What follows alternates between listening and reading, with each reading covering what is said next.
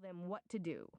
And after your children turn 18, you are no longer responsible for them in the eyes of the law. Except, of course, the law of the land is irrelevant. It's the law of your heart that matters.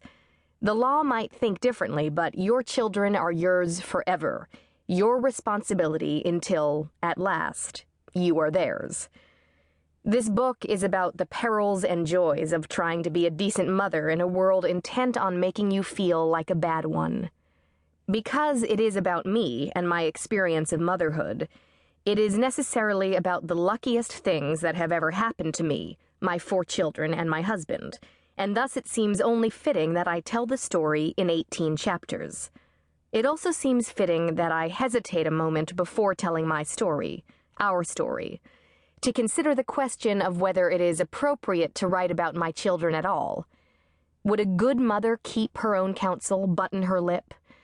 Does writing about my children make me a bad mother? My children have given me their permission to write this book. I always share what I'm writing with them. I check in to make sure they're not uncomfortable and don't feel exposed, and there have been many times when I have decided, because of their trepidation or my own concern, not to tell a story or dwell on a topic. I am confident that I haven't betrayed my children anywhere in these 18 chapters. Still, they are under 18, and one of them can't even read. Their permission alone cannot justify the project. The justification lies in the fact that the very writing of this book embodies my approach to motherhood, even, dare I say it, my philosophy. I believe that mothers should tell the truth especially, when the truth is difficult. It's always easier, and in the short term can even feel right, to pretend everything is okay, and to encourage your children to do the same.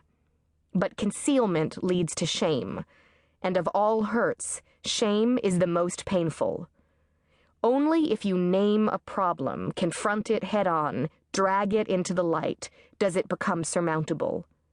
I always tell my kids that as soon as you have a secret, something about you that you are ashamed to have others find out, you have given other people the power to hurt you by exposing you.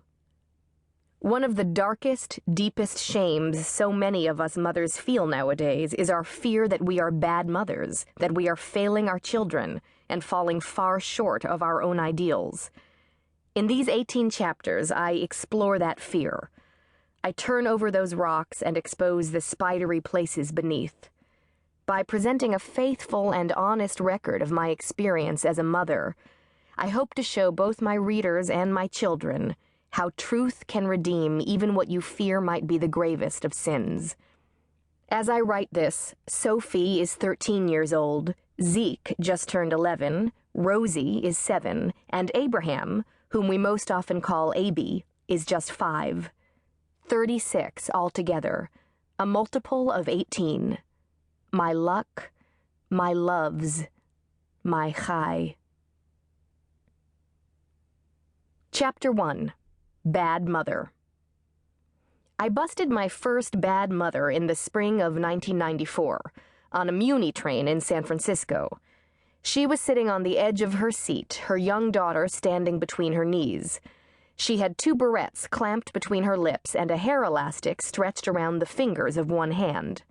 With her other hand, she was brushing the little girl's long dark hair, trying to gather the slippery strands into a neat ponytail.